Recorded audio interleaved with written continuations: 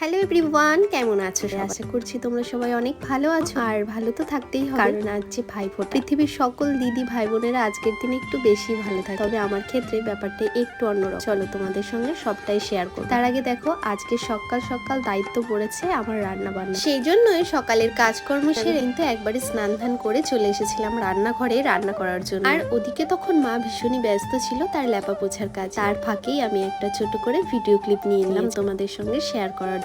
আজকের মতো এত সুন্দর একটা দিন, এই হাসিটুকু আমার কাছে ভীষণ কষ্টদায়ক, জানো কেন বলছি কথাটা? চলো তোমাদের সঙ্গে একটুখানি শেয়ার। এই যে দেখতে পাচ্ছ নিজে হাতে এত কিছু করছি, সবকিছুই ঠিক আছে, সবই করব, তবে মাঝখান থেকে শুধু ভাইকে ফোঁটা দিতে পারবো। ব্যাপারটা এরকমও নয় যে ভাই অনেকটা দূরে থাকে সেই কারণে ফোঁটা দিতে পারবো। আসলে মা আমাদের ছোটবেলা থেকে ভাইকে কখনো ফোঁটা দিতে দেয়নি। ছোটবেলায় তো ব্যাপারটা ওরকম ভাবে বুঝতে পারতাম, তাই তখন খুব একটা খারাপ লাগতো, তবে এখন সবাইকে ফোঁটা দিতে দেখে নিজেরও একটু খারাপ লাগে। তবে হ্যাঁ, ফোঁটা দিতে না পারি ঠিক আছে, ভাইকে কাছে পাই, দেখতে পাই, এই কত দিদিদের কপালে তো সেটুকুও জোটে। যাই হোক, রান্না বান্না কমপ্লিট, এখন অপেক্ষা করছি সবার জন্য।